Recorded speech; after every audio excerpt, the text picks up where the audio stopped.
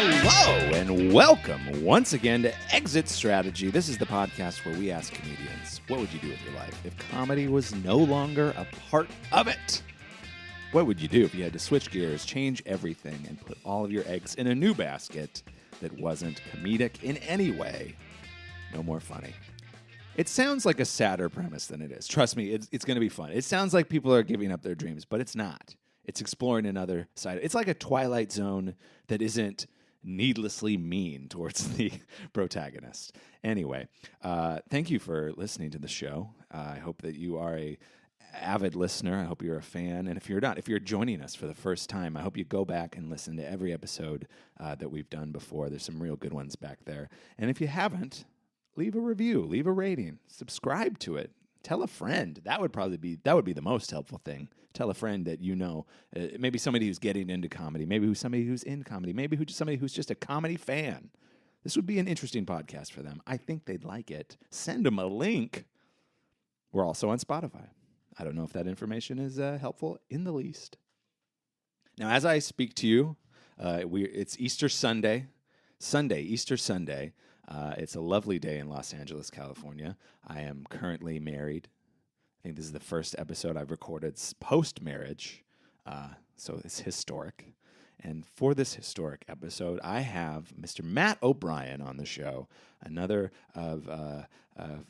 Canadian comic who has come down to Los Angeles and is making a name for himself. He was one of Time Out's top comics to watch this past year for Los Angeles. So good things coming on the horizon for Matt O'Brien. If you haven't checked out his social media channels, do it, because not only are you going to get the standard stand-up clips, but this guy does, in his spare time, crazy green screen videos, crazy, like Vine-esque stop-motion animation-y type thing. He's experimenting with video, and they're delightful little nuggets of content that you're going to want in your feed every time he posts them. So check him out on there, and then go see him live. We're going to talk to Matt about a whole bunch of things. We'll talk about Canada. We'll talk about Easter. We'll talk about the stars and beyond. But we're gonna do that right after this here on Exit Strategy. We got Matt O'Brien coming up. Ooh.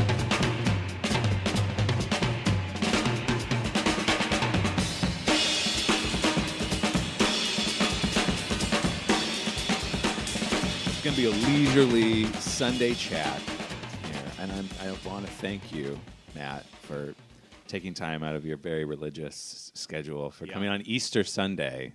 Yeah, to chit chat with me. Hard Christian, very rock solid, unmovable Christian belief system. When I said Sunday, I did forget that it was Easter, so I really hope that I didn't. Yeah, but even if you say Easter, you're like, well, what part? Is it the Friday part? Is it the Sunday part? There's a Saturday that no one celebrates. What are we supposed to do on Saturday? I think wait until the Sunday part kicks in. And then also, I realize in Canada, we have Easter Monday. You do? You do like an extra one? Yeah, we do a little extra. So, because I asked a few Americans down here, I was like, "What is anything open on Easter Monday?" They're like, "Yeah, it's Monday." Like, what the hell is Easter Monday? Easter Monday. Like, you could just keep going. Easter Tuesday, Easter Wednesday. What's with the significance of Easter Monday? Just like we partied so hard on Easter Sunday? I think so. And it's like, I've asked that my whole life growing up. I'm like, well, what the hell is Easter Monday? Do we need an Easter Monday? And even like priests are like, it's just a little extra. I like it. I think it's right there with like, national health care. It's just like, let's just take it. Let's just do it. But it's like, I guess if you do witness, that's the whole thing. Because the whole thing is that Jesus rose from the dead today. Oh, yeah. So I think if you were to witness that, people were like, we need another day to process this. We're like, this is cool. I want to stay for the whole thing with the resurrection, but like, I do have to work. I got to get up early. A lot of people were calling in sick anyway because they're like, my friend came back to life. Can I have one day before I go back to making manna or finding manna? That bread, isn't that bread that you find on? I don't know. You're pushing my biblical knowledge to the limits, my friend. I'm wanting Easter Monday just for my own sake. I know it's fun to have, but now I've lost it since I moved to the States. A little extra day. One of the many things. Well, I'm sorry that you lost that. I hope that we're offering enough to counteract that. Yeah, I mean, man, there's a lot of other things down here that are nice. Be like, oh, there's Shake Shack. That's nice. I'll take a Shake Shack over Easter Monday. If you put them on a scale, Shake Shack and Easter Monday are probably similar about the same. Very even. That's what all my family says back home. They're like, at least you got Shake Shack down there. Please mail us some Shake Shack. Mail us a greasy patty and just to let us know you're okay. Oh. How long have you been in Los Angeles now? Almost 2.5 years. 2.5 years. But it feels, some days I'm like, it feels like 8 months. Yeah. Other days I'm like, I've been here 12 years. Yeah. It's a very weird uppity-duppity downsies. I always am, I never would want to do it again. Yeah. I'm glad that I did it. I'm glad that I dug in and that I made this my home, but it was a very weird and hard transition to get into it. Yeah, anyone is like, it was easy. Yeah. I love it here. Immediately, they're like, well, you're a psychopath. Yeah, you're crazy. You're supposed to hate the first year, I think, at least. You have to. I mean, everything's hard. You don't know anybody. But I mean, I guess the one thing about comedy, I guess, that you got going for you is you do have some sort of social outlet. That's the thing. Any city I go to, or you go to as a comedian, you just go to a comedy show, and then you're plugged in. You're like back in the stream. You'll know at least 2 or 3 people, probably. Or they know somebody. Yeah. And especially being Canadian, too. It's like, oh, I'm Canadian. They're like, oh, do you know bling, bling, a ding, ding, a ding, all these other... You're like, of course I know. Or it's a tight community up there. I know all these idiots. You do have a little bit of a Canada contingency like that. I mean, I've had a bunch of them on the show already. I've had Deb DiGiovanni was on here. Steph Tolev was on here. Oh, Tolev. All you guys coming down from old Canada. Well, yeah, it's even the Canadians that we didn't really hang out with up in Canada. But now we're down here and we're like, we got a band together. Yeah. Like now we're friends. That's good friends. Cool, though. It's like a bonding. Because we all went through the same shit. We all had to get our green cards, and we all, we have to figure out U.S. taxes together, and like. Sorry for all of this. Thank you for apologizing. That's very on brand with me. On behalf of the country, I want to apologize for any and all hardship through our immigration. Not a lot of apology. I get a lot of. I'll be like, oh, excuse me, and then people down here will be like, you're okay, or you're all right. Yeah. Like no, like, oh, sorry, like you up in Canada, it's a couple of sorries back and forth. Oh, like a whole. It'll be like, oh, I'm sorry. They're like, no, I'm sorry about that. Like it really is. Yeah. A lot of apologizing, but down here it's like I'll bump into someone and be like, oh my god, I'm so sorry. And they'll be like, you're all right. Yeah. Like it's almost like you're all right. I'm not gonna kill you. Like don't worry. I feel that because. My family's from like the Minnesota area, so basically like just on the other side, basically. And I feel like some of that overt politeness seeps down there. The thing that my family always does is they will aggressively be the one that pays the bill at dinner. Ah, yeah. Like they will go. That's nice. Out like it's offensive if you put your card in there too. Yeah. That's I guess we all kind of like put our cards, but we like if I'm out with my parents or something, I'm like, oh well, no, especially after all I've gone through to get down here, I'll like slide my card out, but just the show of it. Yeah. Sometimes I'll slide my American credit card out, and they'll be like, "What's this?" I'll be like, "Well, I'm doing okay. I'm not doing well. It's just the card." They'll give it to anybody. Yeah, it actually doesn't work. I've got a credit line, but it looks good. It's an Amazon card. It looks neat. It's just an Amazon gift card. Yeah, I've already used it. Yeah, just print it off. It's just paper. It won't work anywhere. Where are you in your Los Angeles? Like you've gone through 2.5 years. Where do you feel like you are as far as Los Angeles being your home? Are you approaching it, or is it still kind of like you got a little ways? It still feels almost there. Yeah. I live in Hollywood, so it's a hard area to get used to. Yeah.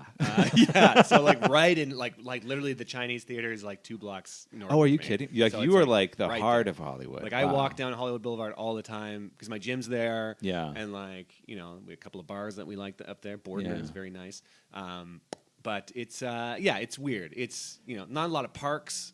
No. Like when I lived in Toronto, there was like big parks I would go to and like read and like so it's not a lot of like being outdoors. We like go to the beach like once a week at least. That's kind of impressive. Which no one does. No one does that. Why? Because I'm being in Canada, it's like there's no beaches. Yeah. But now there's just a beach like 30 minutes away. I'm like, I'll drive 30 minutes for it. But then you cut to 8 years later, you're like 30 minutes is way too long. I'm not going to do that. That's what people 8+ years here have told me. They're like, I'm not. You'll lose that. You'll be like, let's just go to the Grove or whatever. I hate the Grove. They have a patch of grass. God. That's enough. But And it's a little good. waterfall. I'm getting more comfortable for sure. Yeah. Like, especially when you see like Instagram stories of people back home in like snowstorms and stuff. You're like, That is nice. That's nice. Yeah, the last place I was before I came here was Chicago. Oh, yeah. And it really, the seasonal affective disorder is very real for real. me. Like, Yeah. I realized it took me a while before I was like, man, I'm just always sad. Yeah. In this chunk of time, like, oh, that's what it was. It's real. Yeah. It's also like, I don't know if Chicago got this, but Toronto always has this too, where it's like, especially in the spring, it'll get like a warmer, and it'll be like one real warm day, and people are like in shorts and playing basketball and stuff, and then the next day it's like snowing again. So it like really messes you up, where you're like, we did it, and then we're like, no, we're back, and then like there's this period in spring where you don't know what to even It's just do. like so we'll take it day by day. Yeah. It's I was definitely fatter in Canada too because of that. Yes, I think. yes. Because of like I'm not going to the gym. You'd have to change out of your boots. Yeah, like, there's put your just thing. like 3 months. You're just you have to have a destination, otherwise you're not going anywhere. Yeah. It's a lot of work. I do miss that first day of spring though, where everybody loses their fucking mind and there's just like music playing and there is people music. Always music. Yeah, it's just always like, oh, now we can play music. Yeah, patios are open. Patios are a big thing. That's once you saw the patios open. And it's still like 50 degrees. Like it's still cold. It's but still very cold. It's, it just feels good. People are in shorts. Yeah. Shorts were a big, like it would be like bust out the shorts. Yeah, whatever 5 degrees Celsius is. I still haven't gotten Fahrenheit down. I refuse. It's probably 50. Probably something. I don't know. I can't. Every time it's Fahrenheit, I'm like, I don't know. I don't know what that is. Celsius just makes so much more sense to me. Again, apologies that we like. There's so many things about this country that they don't make any sense. Even miles too. I'm getting used to miles. Miles is dumb. Miles is a bit too long. I don't know what the exact one is, but it's so just like, oh well, a mile is obviously 3,247 feet or whatever. Like that doesn't. But when you go from kilometers, where like a kilometer, you're like, I'm going to walk a kilometer, and you're like, that's very doable, no problem. But the first time I walked a mile here, you're like, it's a bit. Too much. Too long. It's a bit too long. It's too much. Just keep the kilometers on all your apps, so you know what you're dealing with. I told my insurance when I got car insurance, they're like, "How many miles on your car?" I was like, "It's in kilometers, and it's this many." And they literally were like, "What is a kilometer?" And I had to instruct my State Farm insurance person to Google what a kilometer was. I was like, "It's a measurement." A little sad. Yeah, and for some reason, I'm that. still with them. I don't know. That could have been a mild slip up.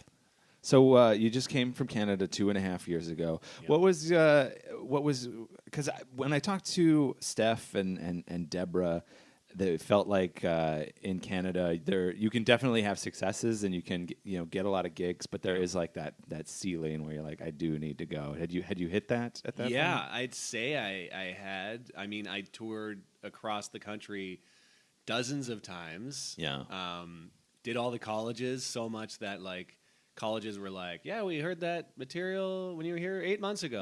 Like it's like okay, and like I could just feel the colleges getting tired of me, and like I played every Legion Hall in Knights of Columbus in Ontario. Like literally did everything, was on TV at specials just for laughs tapings. Yeah, won awards, and then you're still like, well, and I don't have a late night credit or anything. There's no late night shows up there.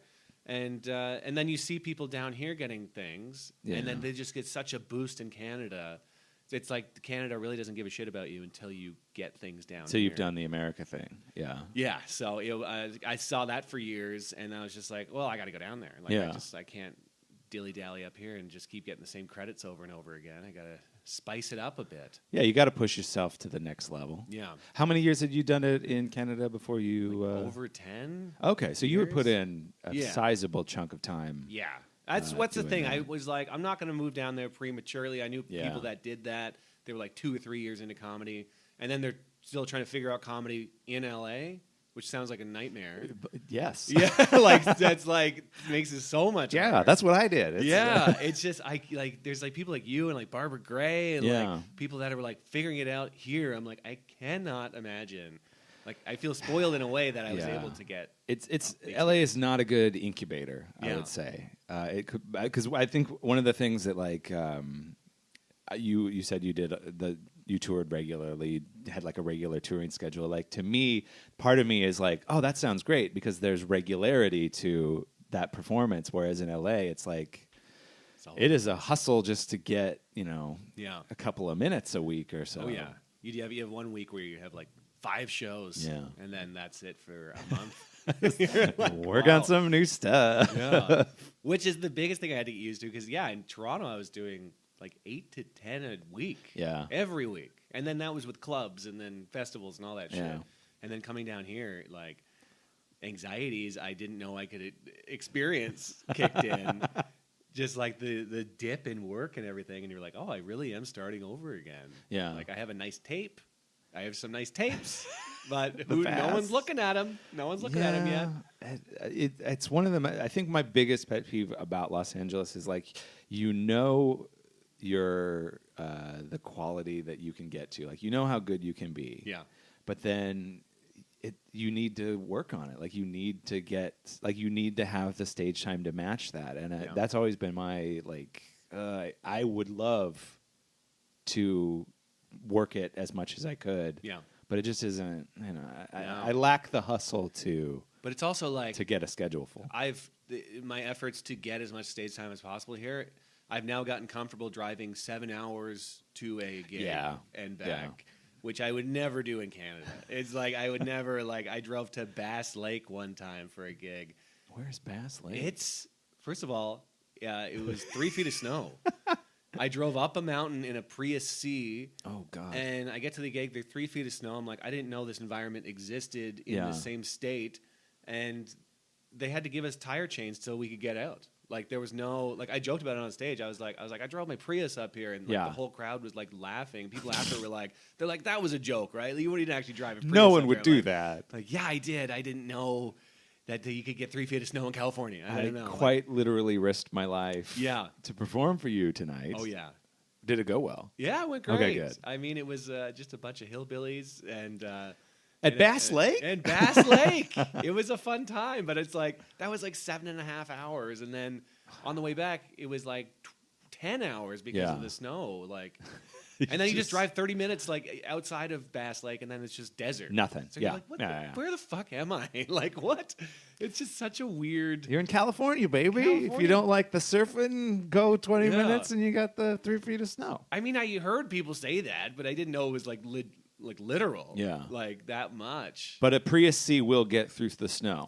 It barely does. Okay, I was going to say, we got a Prius C, and I'm always tempted to do the trip up to the mountains where there's snow, but then I'm like, I don't think this is the car for it. The tire chains were necessary. Yeah. And, that was funny to get paid in tire chains. I mean, a little bit of money. Keep the chains? Yeah, we kept the chains. I might buy some chains off you there if I can head up there next winter. It's not bad. Yeah. A lot of Trump supporters up there. That was a scary one because we were walking past a gift shop and there was a bunch of MAGA hats for sale. And this is before the show. I'm like, ew.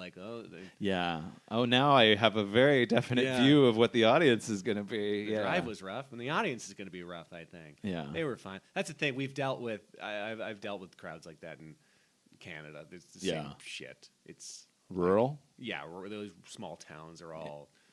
They're just as Trumpy as down here. Yeah. So they don't see the world, and then you bring the world to them. Yeah. You change their mind. It was quite the experience, but quite the state. What a state! But they love you in Bass Lake. Yeah, they're okay. Well, we'll see when we get to the plugs. We'll go through your Bass Lake. My touring. Your itinerary. Yeah. I'm going to be at Bass Lake from July 4th through July 9th. Whenever they let me out, if I can get out. Who knows?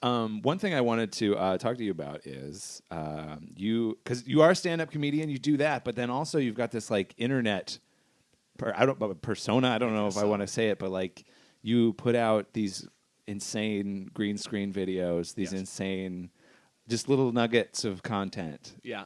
That I'm loving it. Thank you. I think that's really cool that you add this new dimension to you. Is this something that you've been doing for a while, or is this something that is new? I did it in Toronto because I was part of this, basically the MTV of Canada is Much Music. Yeah.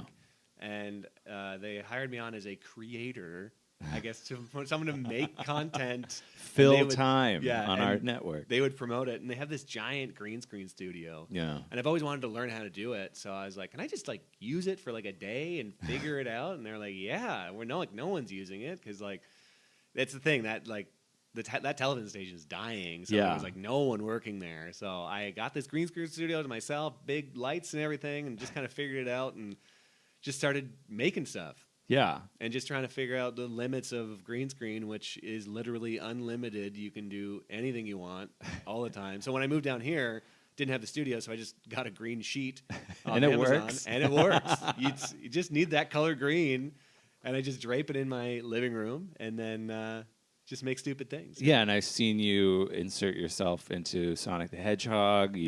I think for Easter you had one. I was shooting two rabbits like machine guns, and they're shooting eggs. Yeah, it's just because I just have so much time during the day. Yeah, like, as a comic, like even if you have a show at night, you got that day. What are you gonna do? Well, I was gonna ask you how much time it takes to do these things. I recently started taking suggestions for green screens. Yeah, being like, let's see how much I can edit in an hour. So people would tweet suggestions. Yeah, and in an hour I can get like 6 or 7 small videos done. Damn. Like filmed and edited and like rendered and everything. That's pretty, that is impressive. I'm legitimately jealous of that you do this. So it's like, as long as they're short and stupid, I can pump out a bunch. But I mean, I guess this is where I'm driving with this, is because like as comedians, I think like compared to the 90s or whatever, like I think if you were a comic in the 90s, you basically just did stand up. Yeah. But then now as a comic, you're expected to maintain 3 social media pages and have like a diversification of what you do. And like I think it's awesome that you've tapped into something that's like silly and fun and I don't want to say easy, but like the fact that you could do it, several almost in real time internet wise, that's like I think you've tapped into something really I hope so. Modern I mean, and that's perfect. the thing. I am trying to find my thing, and then enough people have told me that's my thing, so I'm like, oh, I got to go real hard on it now. So I just have just going so hard at making these stupid videos, not knowing what the outcome is going to, like. They're like, well, what do you hope to gain from this? I'm like, I don't know, making stupid people laugh at stupid things. Like, I mean, what else? Like, I'm going to make my green screen feature film or like, I don't know. That's the thing. It's just like people have asked me, and I'm just like, you're witnessing me right now in its purest form. Like, I'm just doing this for the sake of fun and just stupid entertainment. So whether years from now, like I've had like companies be like, we'd like to hire you on to be our social media guy to make videos for us. Yeah. So I'm like discussing that with people, but I don't even know what that looks like too. They're like, what do you charge for weeks of green screen? I was like, think about what you just said. Like, what are you talking about?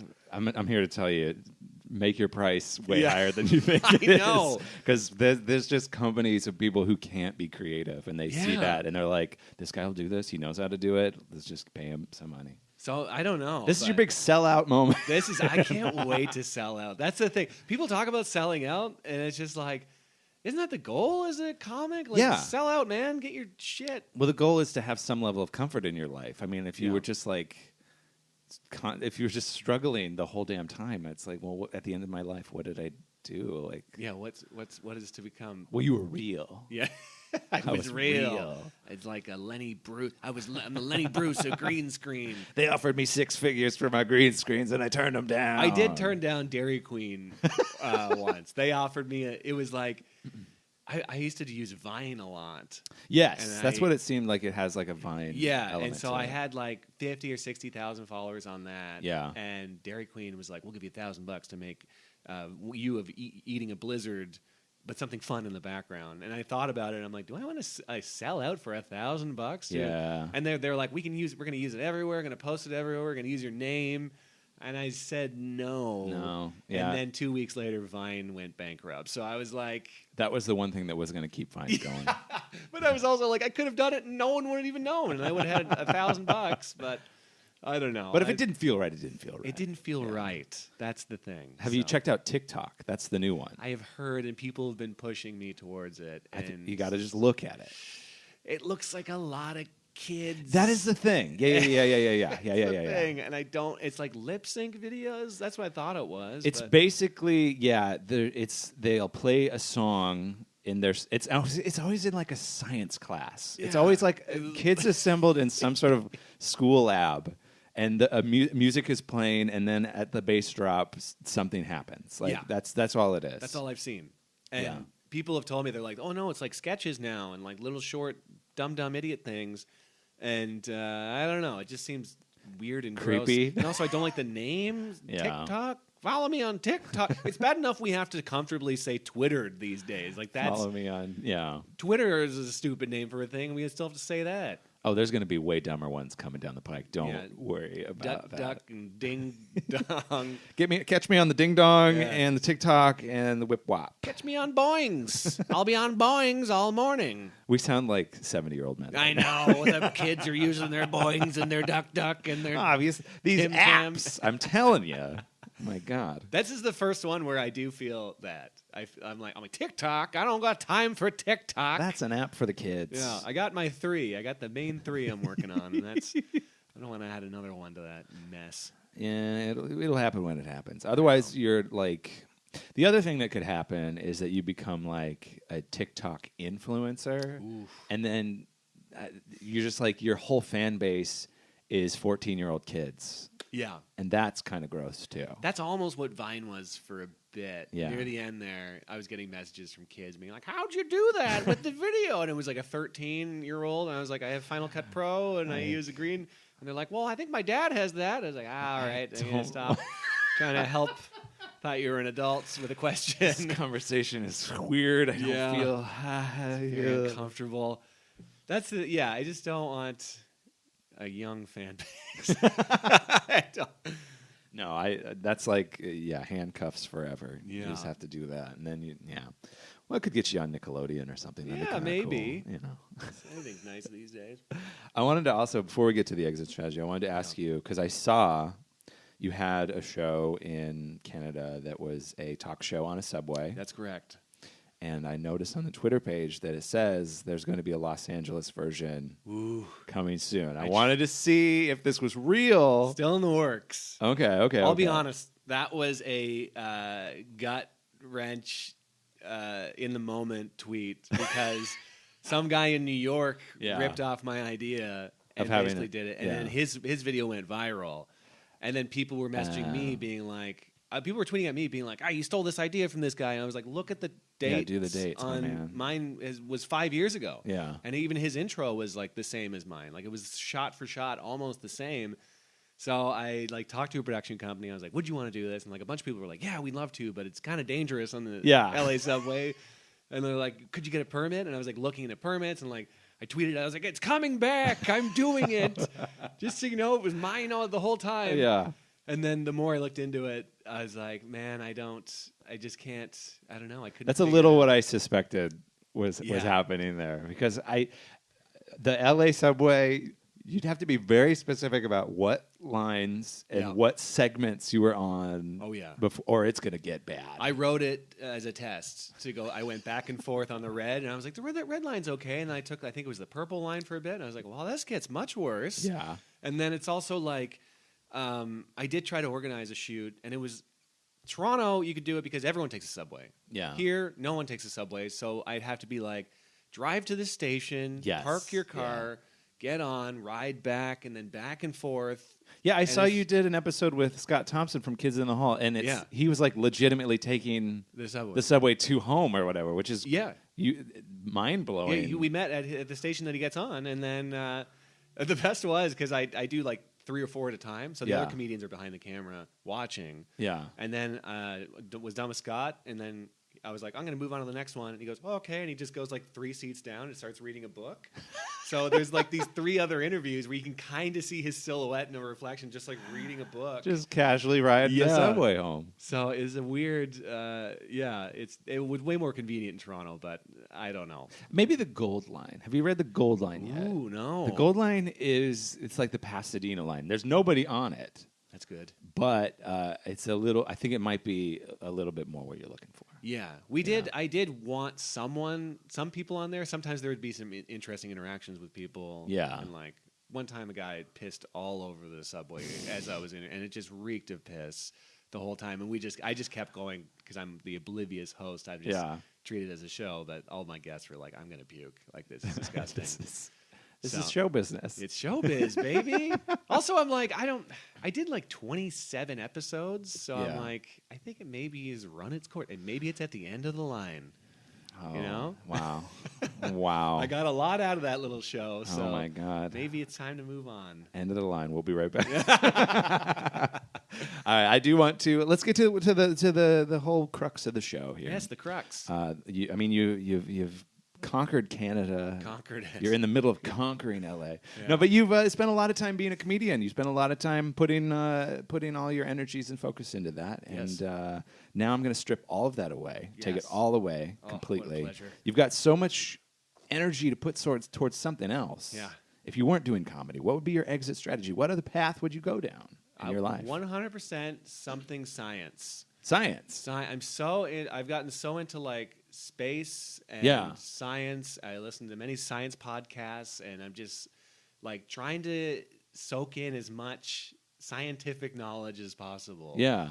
So if I don't know, I would almost go back to school or something for something science like astrophysics or like just something to contribute. Because that's the thing.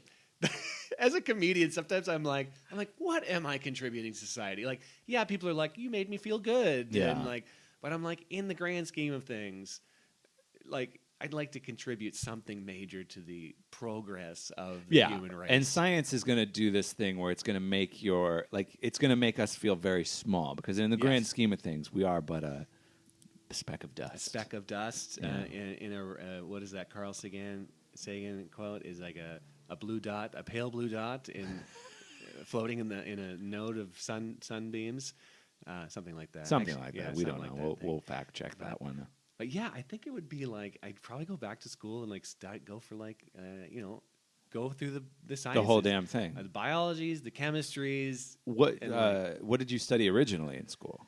I went to college for journalism. Okay. I had no idea what the hell to do. I literally was like, I like TV. Broadcast journalism, close enough. And I took 3 years of that, and I loved it. And I honestly got me to where I am now. Yeah. Because I did learn video editing. I got in front of the camera. And because of that class, my professor's like, if you want to get more comfortable interviewing people, you should try something like improv or stand-up. Yeah. So it's kind of what pushed me into stand-up was that. But...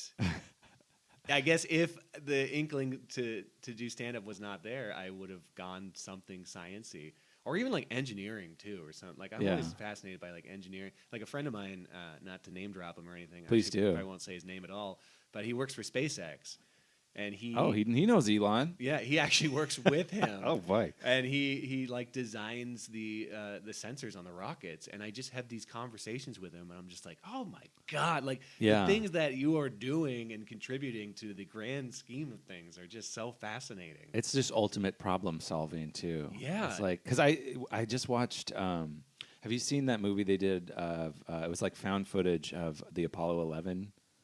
Mission. I saw the big IMAX one. Yeah. It was amazing. And you're just thinking, they had to, you have to like encounter problems you had no idea would even be a thing, and then you have to solve them to get to the next astronomically impossible task to solve. It's nuts. Space is I can't even imagine. It takes like a team of the smartest people in the world. Yeah. To make that happen. Yeah, it's not even just like 10 or 12 of them. It's like hundreds and hundreds of people that are on board with this literal exploding tube. Yeah, and in that movie, it's just an army of white men smoking with big, thick glasses in like all the same haircuts, short sleeve white shirts, just pulling what hair they have left out of their heads, hoping that these 5 men or whatever don't die. And also with the most analog technology too. Like they're literally like sheets of paper are flying out of a machine in one of the scenes, and some guy's just like penciling them and like getting more sheets of paper. It's like, what is on those sheets? I don't know what information is coming out. And he's of wearing that. like scrubs and like gloves and like getting pulling sheet, and like this guy's putting someone in space. Yeah, like that's how we did it. Yeah, if we did it like that, there's got to be a way to do it now. And it looks like there is. I mean, we got better technology. Did you have a talent or interest in science as a kid, or is this is newfound? Really, I was always interested in astronomy, and like I had like I grew up on a farm, so there was like few little light pollution. So you've seen stars, basically. Yeah, I could very clearly see the stars. I had a telescope. I would like snoop around, look. I don't know what I was looking at, but and then it's just like what they taught in school actually kind of like shot me down, because like I was not good at math. I'm still not good at math. I barely passed chemistry, but I just knew I'm like interested in it. But once they actually started teaching it, I'm like, I don't know what's going on. I just want to know about the fun parts of it. Like it's I don't know. Well, as long as you have a curiosity for it, I just have an intense curiosity for it. Yeah. That's the thing, and I would like to find how I could translate that into helping a deep knowledge, a deep scientific knowledge. Yeah, but it sounds like you're just like across the board: chemistry, biology, astronomy, like the whole damn thing. You're gonna have to pick one. I think it is space. I like it's so interested in space. I think it's. I think the pursuit of people going to space, going to another planet, should be the most important thing right now. Yeah. Because with population and the way we're ruining this planet, it's like we're gonna have to get off of here eventually. Like, let's figure it out. Yeah, it's the new like Magellan. Basically. Yeah, basically. Yeah. It's also the more I read about space, it's like, oh, it's not just figuring out how to work in space. It's like there is a lot of chemistry and there's a lot of biology. And like, hey, can we grow things in space, or can we grow things on Mars and all this stuff? And it's like the more you start reading about that, you're kind of like, oh, you got to know like everything. Yeah. And it's like I read so many books about astronauts. Like I read their biographies, and that's the thing. They're like, you have to know everything. Yeah. You have to really know everything. And also you have to be fit. Yeah, they're basically soldiers. Yeah, it's crazy. Well, I was going to ask if you had any interest. Would you ever go to space? 100%. Yeah. I would absolutely. I mean, so much to the point where, like, there was a quote from Elon Musk where he's like, I'd love to go to Mars. Like, I would go to Mars. I would die on Mars. Yeah. Like, by myself, I'd go there as long as I didn't die on impact. Just to see it. Just to see there and just be like, I lived on Mars. I died on Mars. And I'm like, I remember reading that quote to my wife, and I'm like, man, I would do that. I would go to Mars and just die there. Like, just live and die. And she's like, well, you just leave everything? I was like, yeah, I don't know. Well, I mean, you have to keep that question into perspective, though, because it's like, yeah, you're leaving everything, but you're also gaining something that no other human being or ever would or could do. You're that guy. You're forever that guy. Yeah. It's also about I'm just doing it for the glory. The legacy, yeah. Be my name in the history books. I know. Whatever's left. I looked into it, like looked into going to space, but I was like, I looked into it. There's nothing available because Virgin Airlines is like doing like space flights there, so they're like almost there, but still, it's going to be like $50,000 to get a ticket. Like they'll get you up to where it's dark. Yeah, and you then snoop around a little bit, go weightless. I have looked into those they call them vomit comets, where like you go up and then it just takes a nosedive and you're weightless for like 10 seconds at a time. Just to get the vibe of being weightless, I think that'd be so cool. What is it? How much does one of those run you? I think it was like $2,200 or something. Okay, I thought you were gonna say 22,000, but 2,200 I think is it's more affordable than actually going up there. But maybe start with skydiving. I'd also love to do that. We'll start with skydiving. Well, start with bungee jumping. Yeah, skydiving, vomit comet. Next thing you know, I'm up there. Mars, baby. I just love the perspective of, because that's another thing they say in all these astronaut books. It's like they get to the space station, they see Earth, and they have like this intense appreciation for the human race. Yeah. And, like everything. And I think I just want to get up and just look. Yeah. Well, it's quite literally a different perspective. Yeah. That you would never like. I think this struck me when I watched that Apollo thing, is where you're like, oh, these are like the first people who ever got to see Earth from detached. Yeah. And they were also the first to be like out of Earth's gravity as well. One of the first, just because they talk about. I also read another book about Apollo's, and it was like that gap between Earth and the Moon. They're like, you realize you're not around anything. Yeah. Like you look out and you're just the most out there you could be. You're not orbiting anything. There's just nothing. It's like, ooh, like that's. Yeah, that'd give you that trip to Mars would be a little bit scary. Yeah. Oh, it would be long and stupid. Wasn't there there was like a thing where they were gathering people to do a mission where they were looking for people who were like, are you willing to die? Yeah. To do that. And they're still doing that. They're still doing that? Have you submitted a tape? I looked into it. Put yourself on tape for that one? I'll fucking kill myself for you, dude. Kill me. Please kill me. This is Matt O'Brien reading for the part of doomed astronaut. Doomed astronaut. I promise not to be the one that goes crazy. That's I just want to be. There was an article saying that they want funny people on long space treks because it keeps morale up. Oh boy, so that sounds like a tough gig. Oh yeah, like they're like we're not looking for like comedians, but there's like a personality test they give to astronauts. Oh okay. They're like, can you be the fun one in the crew? It's like, but that's also a lot of pressure for that one fun guy. And think about like if you think of like because whoever's choosing it is probably like a really analytical guy. Oh yeah. So he's just going to choose somebody who's on all the time. Yeah. And then that's the guy that gets murdered in space. But it's also like, they're such like geniuses. It's like their level of funny that they can achieve is very different than what we're used to. It's I don't know. I don't know that I would want if I had the choice between going to Mars to die just with regular people, and then like the funny version, the fun capsule or whatever. Yeah. I would probably just be like, I've seen a lot of comedy in my day. Yeah, I've seen it. To be honest, give me the normies. I just want to be quiet. I just want to sit quietly. Well, short of astronaut, I mean, what else could I'm trying to just make it all in a nice little bow to pinpoint like what would be. Yeah. How could we make it this like a definitive job? We can make you like a Neil deGrasse Tyson kind of person, maybe. Yeah, maybe.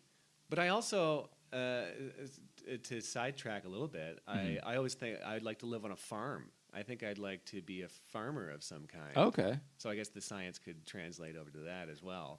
Describe the farm setting that you grew up in. Is it like super rural, super... Yeah, it was like out in the middle of nowhere, outside of London, Ontario. And there was like nobody around. Horses, goats, chickens, classic farm. Yeah. We had peacocks at one time, which we just found on our property and then kept. How did that go? I think they escaped from a zoo or something. And I was like riding horses with my dad once. And then all of a sudden you hear a goddamn dinosaur call. And then he looks up and he goes, and he's like, I'm going to go get the net. I didn't even know we had a big net. But he comes back with this giant net and he nets this peacock. And then mine now. A couple days later, like we just put it on our lawn because that's you ever look at footage of the Playboy Mansion or something. They're just like peacocks like strutting around. They don't go anywhere. That's quite glamorous. Yeah, and then a couple days later, another like a female peacock showed up. It's like, oh, I guess they were a pair, and then they just hung out at our place for. That's where they live now. Yeah. Until they died. They just died all of a sudden. They're like tropical birds. I guess they shouldn't be around Canadian winters.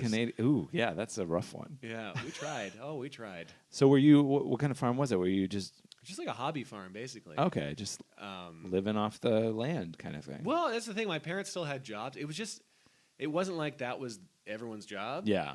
It was like we still had to do all the work of farmers, but not get any of the money for doing the work. Yeah. We were basically just keeping a bunch of animals alive, and it was so much work. It was just so much. So you're ready to go back to that? Yeah. Are you going to make it one of the more of a profitable scenario? Yeah, I think that'd be nice. Like grow some crops or something. Do you have a green thumb for that? Do you have a talent? No, not at all. Okay, but I'd like to. Also, I'd like to like. A lot of my friends, as they get older, I could see they're getting into like woodworking. And I'm like, I'd love to have a space to like, I've never done it, but I'd love to like, be like, I made this canoe paddle. I honestly think you might be like the third person to have said that in this room. Really? Yeah. I think Chris Charpentier, who works in construction, like already kind of does that. Right. And he was saying that to be a master carpenter, it's not like a test or a certain skill set. It's just that you happen to be a guy who over the years has amassed every specific little kind of tool to make the canoe or whatever. Right. So you just got to start collecting different chisels and shit. Yeah. I don't know. And that would go great with the farm because you got yourself a shed in the back. Yep. Where at night I'm sorry about the flies here. The flies fine. You got a fly in the studio. Talking about the farm. You guys talking about shit? I love horse shit. I love you. You're talking about I just want to get back to the earth, and then a fly is just get it out of here. What is that? This podcast is over. Would you? I guess the second question that I always ask everybody is: let's say you are going to go into farming. Yeah. Where would this be? Because it's probably not Los Angeles. Definitely not. Is there a specific place that you would like to relocate and be in your life? I mean, definitely somewhere warm. Yeah. So Canada's out. Canada, I think, is out. Sorry, Canada. I've experienced the amount of extra shit you have to do when a winter hits a barn is nuts. It's, and I see you don't have to tell me. Yeah, I know. I know what I'm talking about. But it's I've driven past so many of these farms in Northern California where it's just kind of cool, kind of warm, depending. And it's just you're oh, you're never getting snowed in or anything, or I don't know, maybe a Northern California type thing, or maybe even a Texas or Arizona. I don't know, something warm and climate, a nice climate. The man is done with snow. Done with snow. If I'm coming to find out. Do it anymore. And do you want to pinpoint a specific crop or animal you want to focus on? Jeez, I mean, I would like a bunch of goats. Okay, goats are hilarious. You got to have the goats. You got to have the goats. We had 40 goats at one time. That's a lot of goats. It's a lot of goats, and they're just hilarious and stupid idiots, and they just jump for some reason. They jump all babies. over the place. I don't know. They're very low maintenance too. Yeah. They're not. It's not horses are we had 5 or 6 horses, and you're man, these things are fucking big. Yeah, you're big, and they bite you if they're pissed off. They'll kick you in the chest. Little divas. They're such divas, but goats are just I'm gonna eat this garbage. I hope you're fine with that.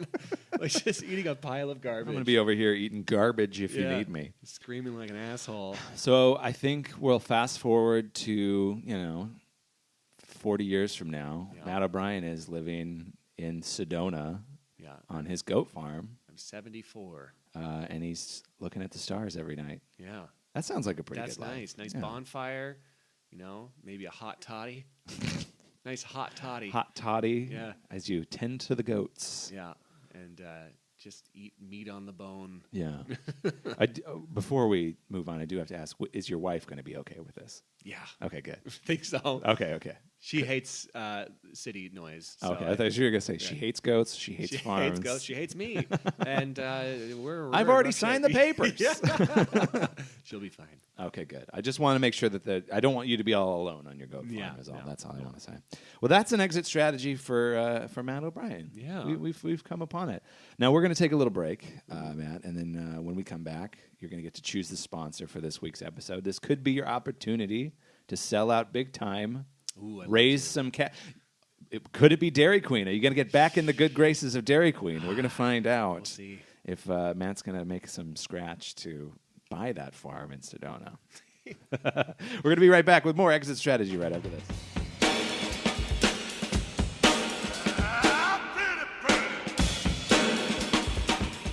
Let's get you over to that Easter lake function, okay? Matt's here in his pastel suit here on Easter Sunday.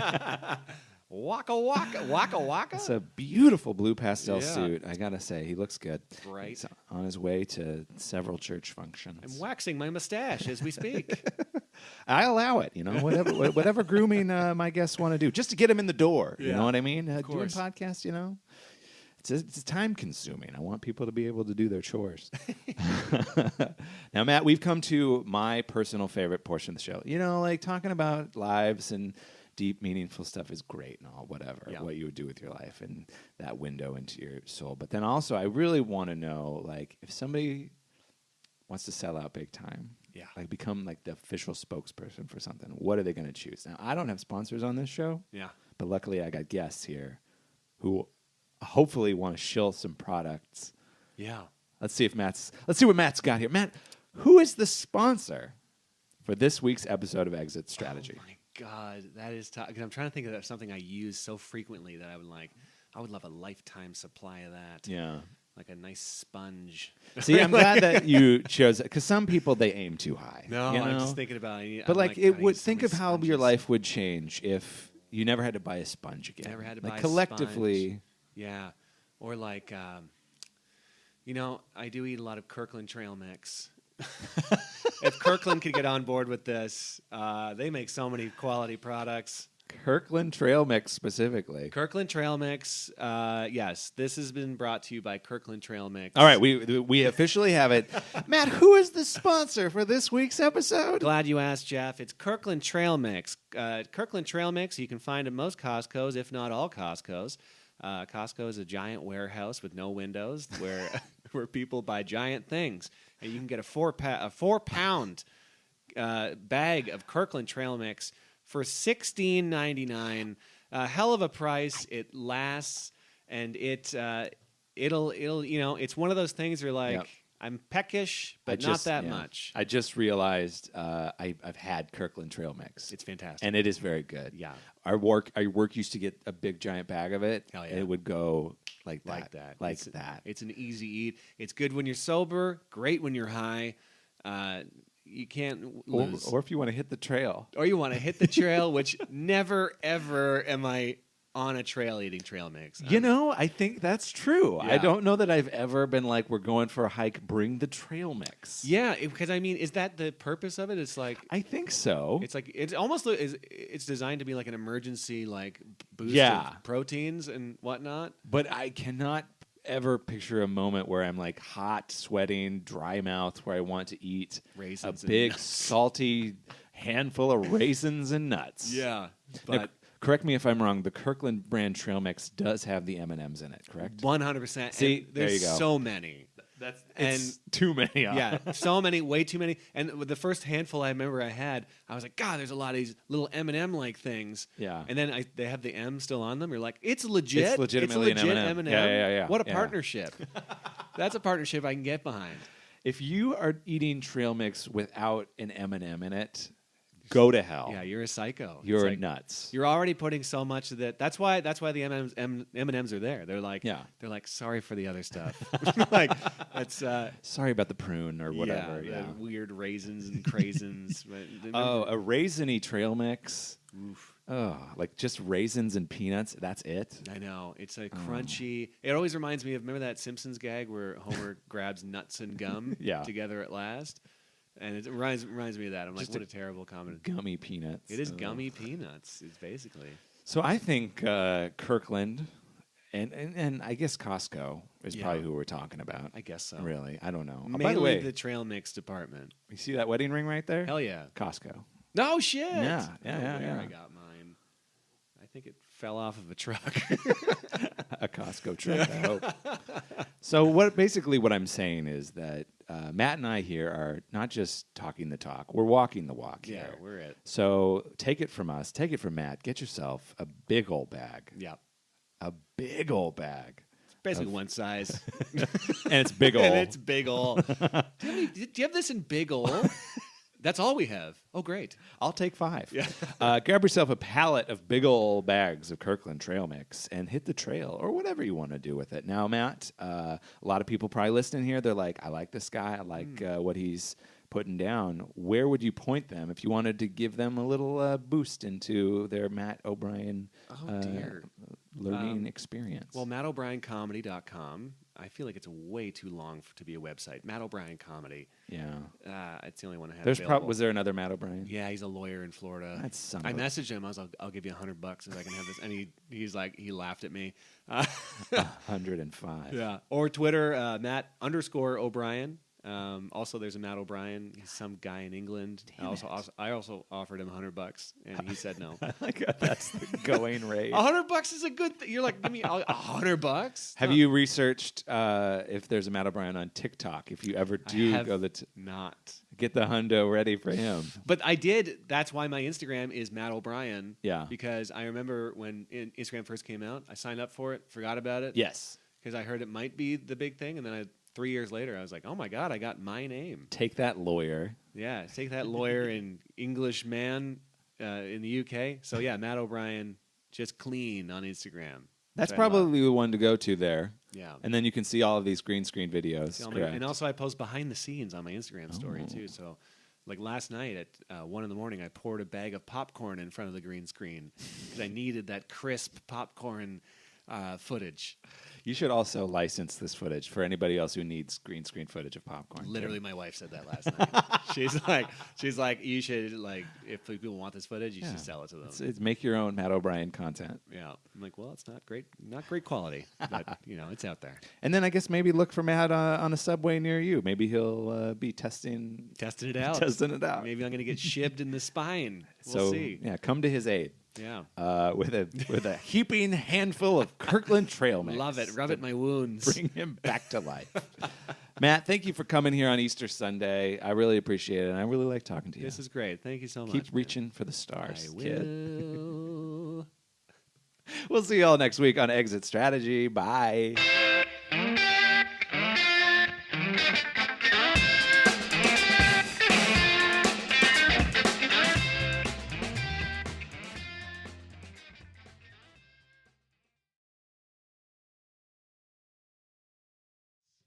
That was a hoot.